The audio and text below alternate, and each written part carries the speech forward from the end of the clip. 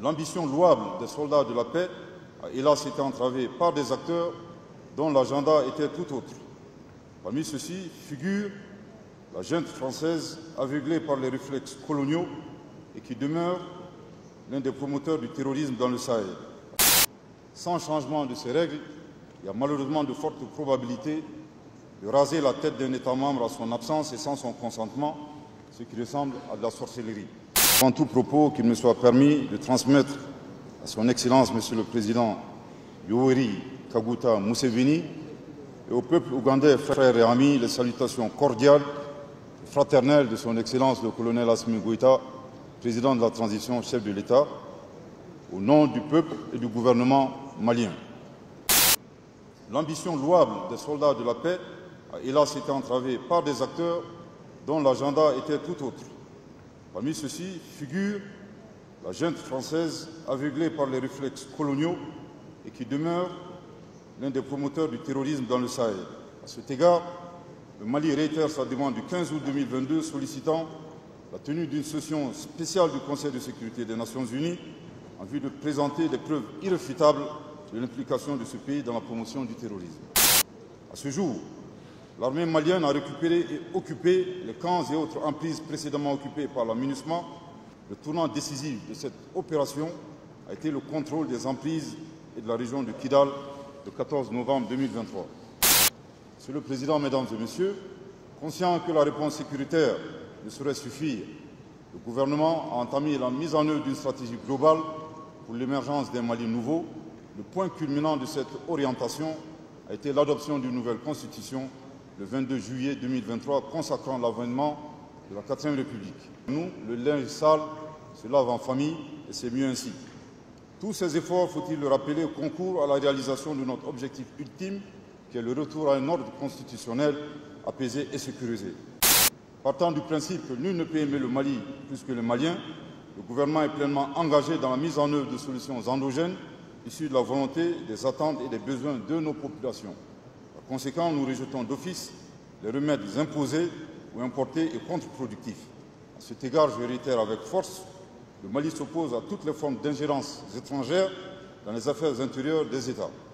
Dans la même veine, le Mali dénonce toutes les autres mesures coercitives unilatérales dont souffrent plusieurs pays de notre organisation commune, à l'instar des sanctions illégales, illégitimes et inhumaines que l'UEMOA et la CEDEAO ont prises contre le Mali, ensuite le Burkina Faso et présentement le Niger, alors qu'elles ont été impuissantes à aider substantiellement ces trois pays dans la lutte contre la menace terroriste. Monsieur le Président, Mesdames et Messieurs, la crise au Sahel a une dimension régionale qui impose une coopération accrue des États concernés pour faire face à nos défis communs de sécurité et de développement. C'est la raison pour laquelle le Burkina Faso, la République du Mali et la République du Niger ont adopté le 16 septembre 2023 la charte du Liptako gourmand établissant l'Alliance des États du Sahel. Monsieur le Président, Mesdames et Messieurs, la délégation malienne a effectué un vol d'environ 6 heures de temps, sans escale, pour honorer l'invitation qui nous a été adressée par votre auguste personne. Ceci dénote également du profond respect de son Excellence le colonel Assimi Goïta à votre endroit. Il est de mon devoir d'appeler votre haute attention sur une entorse grave à l'usage diplomatique dont nous avons été l'objet. En effet, en réaction au projet de document final, notre ministre des Affaires étrangères a formulé des amendements qui ont été refusés par je ne sais qui et au nom de je ne sais quoi.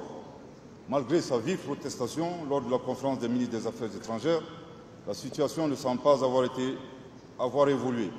Il est toujours utile de rappeler que le sommet est non aligné à un ADN qui lui est propre. Cette particularité explique son succès et sa longévité malgré les tensions politiques et géopolitiques. Rejeter les amendements d'un État membre sur un sujet qui concerne d'abord et avant tout cet État lui-même est un fait suffisamment grave qui alerte sur le danger qui guette notre organisation commune face aux velléités d'un pays d'imposer son agenda et s'ingérer dans les affaires intérieures d'autres États. Le chef de l'État du Mali que j'ai l'honneur de représenter ici ne le comprendrait pas. Le peuple malien dont nous défendons les intérêts vitaux ne le comprendrait pas non plus.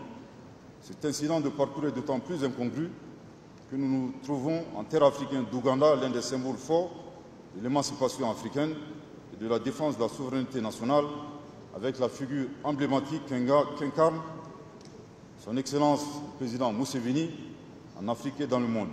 Par conséquent, à défaut de prendre en compte les amendements du Mali tels que proposés par notre ministre des Affaires étrangères, le Mali se dissocie totalement de la rédaction proposée et exige un retrait pur et simple du chapitre qui lui est consacré dans le projet de document final sur les résultats du sommet de Kampala.